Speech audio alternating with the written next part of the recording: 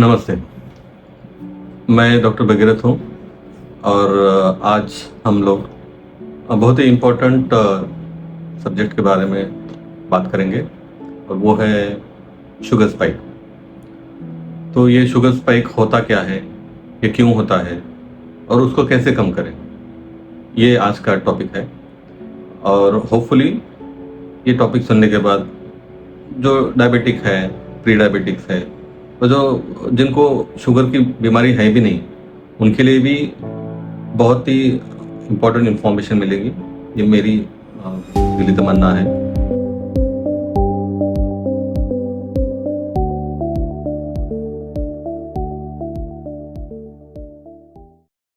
तो first thing, ये sugar spike होता क्या है ये शुगर स्पाइक? शुगर स्पाइक मतलब ब्लड में जो शुगर का लेवल है वो अचानक बढ़ जाना। नॉर्मली भी हम जब मील्स खाएंगे, लंच खाएंगे, डिनर खाएंगे, तो जो लेवल है शुगर का वो बढ़ जाता है, लेकिन वो लिमिट में बढ़ जाता है। ओके, तो आफ्टर 2 आवर्स खाने के बाद, लंच या डिनर खाने के बाद, maximum sugar level should be less than 140 milligram per day. 140 से कम होना चाहिए। एबनॉर्मल शुगर स्पाइक में क्या होता है, वो 140 से भी आगे चला जाता है। तो ये शुगर स्पाइक होता क्यों है? ओके, तो जैसे हम कुछ कार्बोहाइड्रेट खाते हैं, चपाती हो जाए, राइस हो जाए और ऐसे कुछ चीज़ें जो कार्बोहाइड्रेट्स हैं, तो इमीडिएटली हमारा जो स्टमक है उसको कन्वर्ट करता है ग्लूकोज में। कार्बोहाइड्रेट कन्वर्ट होता है ग्लूकोज में और ग्लूकोज हमारे ब्लड वेसल्स में आ जाता है, तो उसे कहते हैं शुगर स्पाइक होना।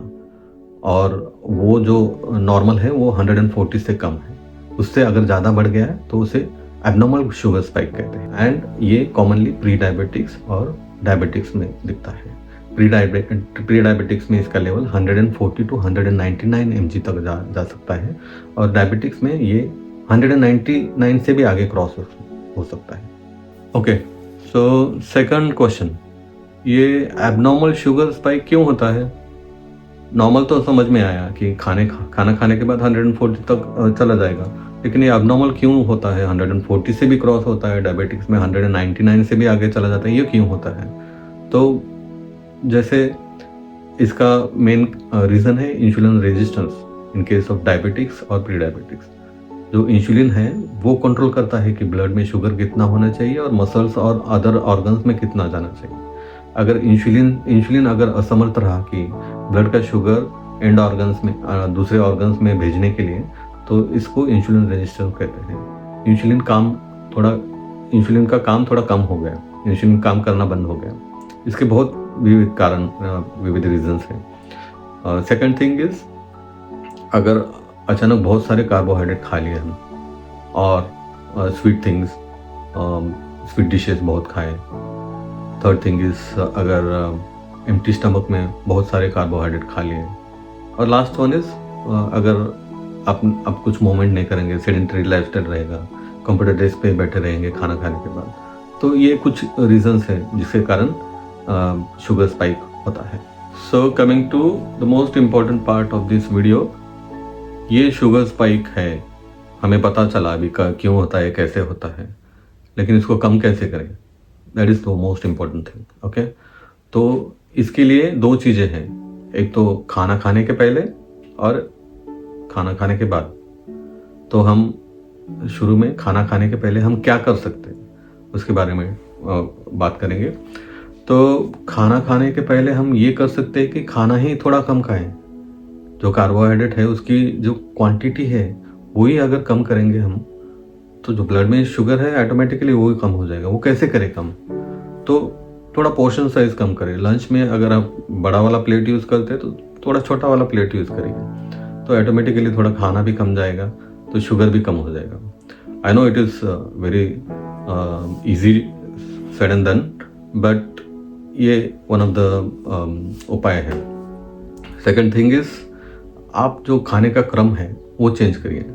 Okay, so what I mean to say is, शुरू में आप फाइबर खाइए, जैसे सलाड्स होता है। बाद में आप कुकुम्बर खा सकते हैं, टोमेटो खा सकते हैं, इवन ओनियन खा सकते हैं। ये सब खाने के बाद आप प्रोटीन खाइए। Protein in the sense paneer रहेगा, नॉनवेज में चिकन रहेगा, ये खाइए। और उसके बाद आप कार्बोहाइड्रेट खाइए। तो इससे ये होगा कि आपका स्टमक जो है वो फिल हो जाएगा इनिशियली, जैसे प्रोटीन और सलाद से, और उसके बाद आप जो कार्बोहाइड्रेट है वो कम खाएंगे। इनडायरेक्टली व्हाट हैपन्स इज आपका जो ब्लड का शुगर जो लेवल है वो कम हो जाएगा। दिस इज सो दो चीज़ें हैं, एक तो आपका पोर्शन साइज कम करिए खाने का, और दूसरा चीज़ है कि आप जो खाने का क्रम है वो चेंज करिए। ये तो हो गए दो खाने के पहले के उपाय, जिससे हम ब्लड शुगर का जो स्पाइक है वो एबनॉर्मल स्पाइक को थोड़ा कम कर सकते हैं। अभी खाना खाने के बाद के कौन से उपाय हैं, वो दो हैं।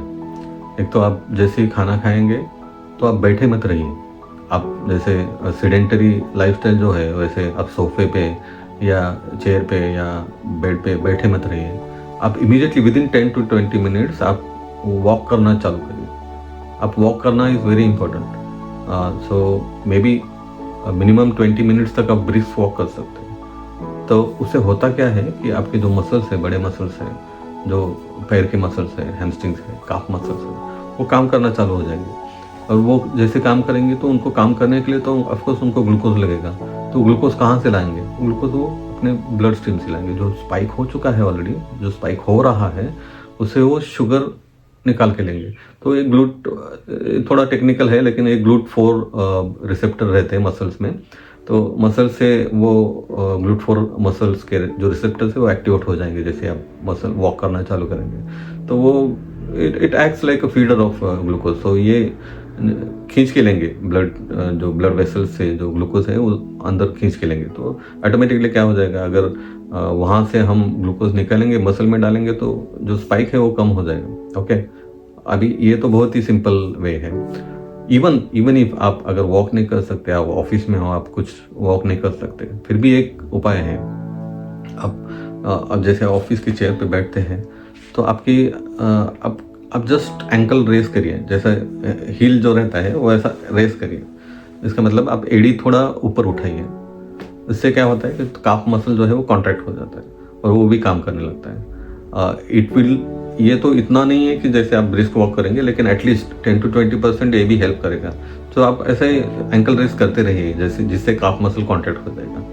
तो वो भी सेम ही एक्शन है, GLUT4 का एक्टिवेशन और ब्लड स्ट्रीम से ग्लूकोज खींच के लेगा।